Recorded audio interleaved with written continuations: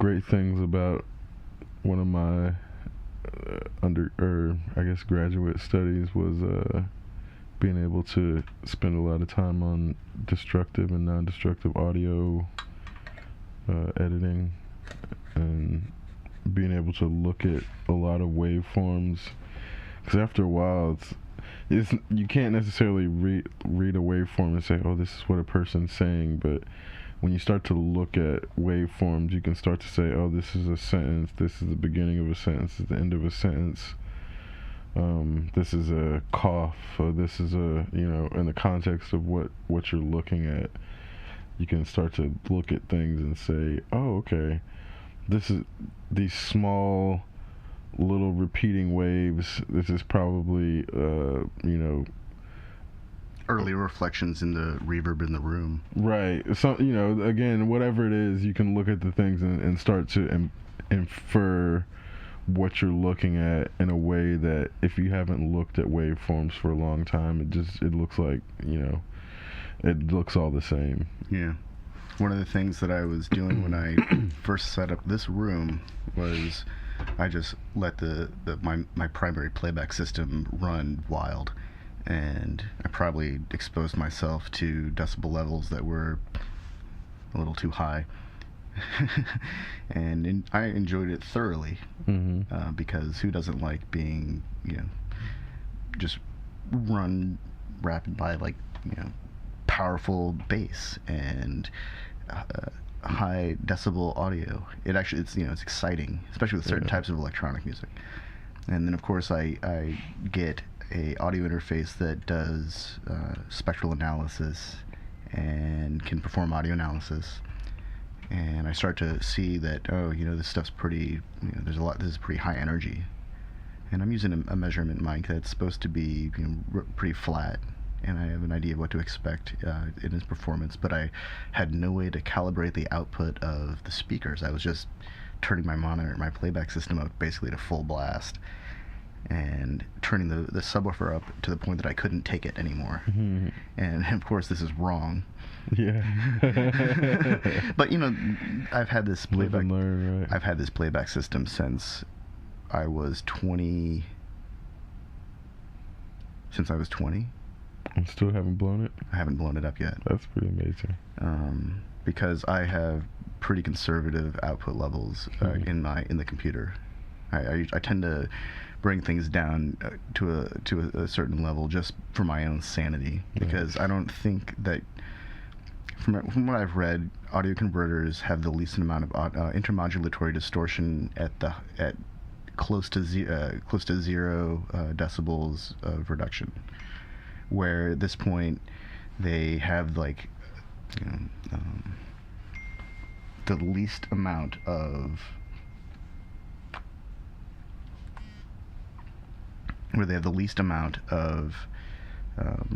just distortion, and they also have the highest level of accuracy and the lowest signal to noise ratio. And that's fine if the audio is mastered really well and doesn't drive a system into a state of kind of like close to overload. But a lot of what I hear on the radio when I go and find the music on like YouTube, if I put everything at full blast, where I'm assuming unity, where it's like zero gain and all that kind of stuff, it drives everything into the red, because everything's just hyper compressed. Yeah. So I will back that off, because there's no reason to cook my stereo system, my playback system. My monitors don't need to be cooked, and I realized that I might be running some portion of the signal chain in a place where I might experience a little bit of intermodulatory distortion, but the payoff is, of course, that I'm not cooking my playback system. Even though I'm giving it as much power as it can possibly handle, like, in my mind. And of course, so I get this, I get a decibel meter, and I realize that I'm operating, and I run a test tone, and I know what it's supposed to be outputting, and I calibrate the system to 85 decibels, because that's what that's right in the sweet spot of where our hearing is most linear, apparently. And I did a sweep, did test a signal sweep, and everything seemed kind of neutral and uninteresting. I think that's pretty good. That's what monitors are supposed to do. They're not supposed to be hyped. They're supposed to actually have some mid-range information, extra detail. Oh, absolutely. And so I got it to that point, and now they're a lot quieter than they were before. Yeah. And I balanced the system so that it can handle more. I can turn up the system a little bit more if I need to, but I've got it so that if the output is at noon on the converters, it's right at 85 decibels with the signal generator that I was using before. So, assuming I followed the steps right, I found them on Gearsluts after like an evening of searching. I think I did it right. I'm pretty sure I did it right. And now, when I listen to music, even though this room is not really... Actually, it's kind of interesting. There's a lot of stuff in this room that creates uneven surfaces, and then there are a lot of reflecting surfaces, and so there's a lot of room for like comb filtering. There's a lot of weird filtering concerns in this room. I don't think it sounds that bad. I've been in rooms that sound really terrible, and the worst that this room has is occasionally something on a shelf starts vibrating. It almost, I think the books in here serve as a dampener or something, because the way the room is set up, you would think it would be very dry, but it ends up kind of being a wet sound almost. I think it's got this kind of intimate quality. It doesn't sound like a big room at all, and it's not a big room. It's actually a pretty tiny room. It's like half of a tiny room. But it doesn't sound claustrophobic. I mean, I would think that the materials would be very bouncy, but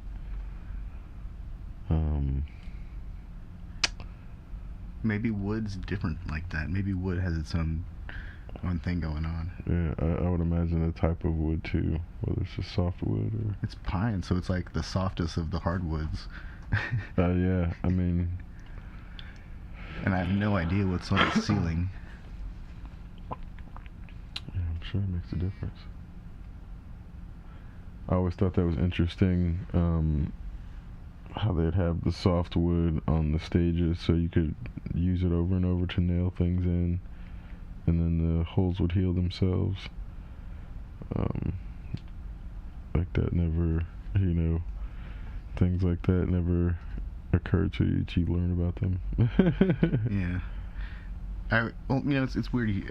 I feel like I've read volumes on acoustics, and I've seen examples of rooms and diffusers and dampers and things that standing mass that can just absorb broadband frequencies and low frequencies and all these things. And at a point, you have to ask yourself, are you making a sonic laboratory to sample ethnic instruments? And then am I going to spend the time to learn how to play these ethnic instruments, or am I trying to make music, and does it really matter? And I think that like on some level, part of me wants it to be raw. Like, it doesn't matter if the space is good or not. If you're in a room and you're surrounded by two PAs or a PA stack, two stacks of PA speakers, and there's like 40,000 watts of juice to your left, does it really matter?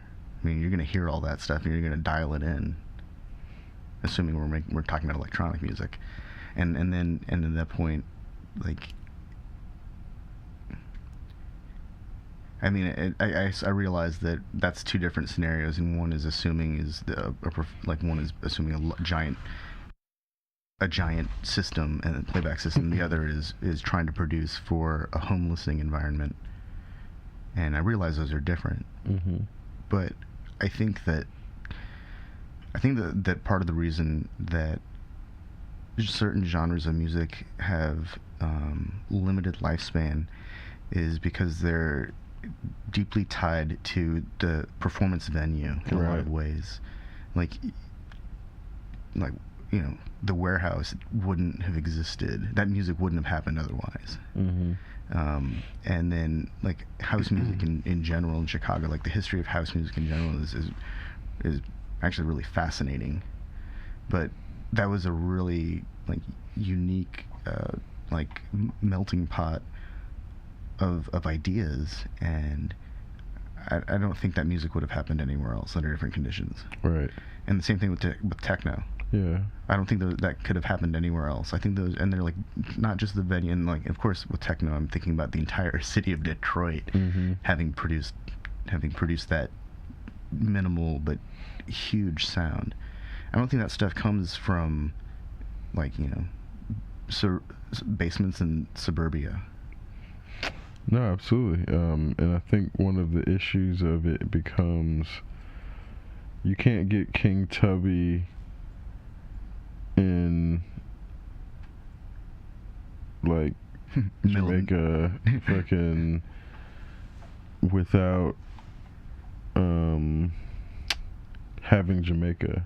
Yeah. There has to be this precursor that breeds the innovative mind that finds ways to fuck with the tubes. And well, King Tubby built his own mixer, which is my understanding of dub sound systems. The mixer is much more than a mixer. It's like a mixer and a crossover and a bunch of amplifiers, and like equalization and an effects sense to reverb tanks, different reverb tanks, and then and he built some crazy shit. So to follow that line of evolution, you have Grandmaster Flash, who dug through trash and built his own mixer, and built his own setups. And this is like, you have these guys who were like learning electric circuits and how to put circuits together that were working, and were building pieces of working electronic machinery from just reverse engineering it and taking it apart. And these things happen because they are in a spot where they have the proper access to people telling them that they can become something in enough capacity where they believe it, but also there are things that they need to overcome which drive them to dig through the trash and find those fuses and put them together. So it's like you're saying, you don't have the suburban kid. I mean, it's not that they don't dumpster dive, but they don't have the impetus to create from nothing, because they have so much that they don't know what nothing is, to be able to pull from that to create something. Well, they might create something completely different. Yeah, and there's nothing wrong. Again, there's nothing wrong with it. It's just a different sort of drive that ends up being like, you get this different type of innovation from someone who doesn't have resources to work with. They have to be able to innovate those resources before they can innovate out from the resources, or find ways to get those resources, I guess, might be, a better way to say it. But this is kind of where, once I think it becomes a problem for someone if they get to the adult stage and they've never had to come up with money on their own in a way that's legal, because then people do start to switch to illegal stuff really quick if they get to a desperate situation. They're older, whether it's what's it called, insider trading with stocks, or like physical robbery. I think it's a lot easier to, if you can understand as a kid that you have to be able to have an agile mindset concerning how to approach making money or generating money, then it's a lot easier when shit hits the fan and be like, oh, I can just like sell my car or sell a car or whatever. Like, there's always an option, and sometimes people get stuck in this mindset of they have no options. But the earlier, like I said, the earlier I think you learn different ways to approach capital, then it's a lot easier to just look at different things in terms of capital. Oh, sure. Almost anything can be a store of value.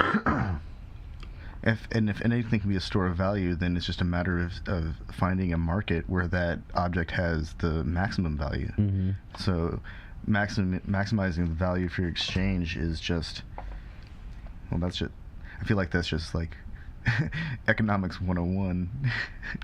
That's good business. Yeah.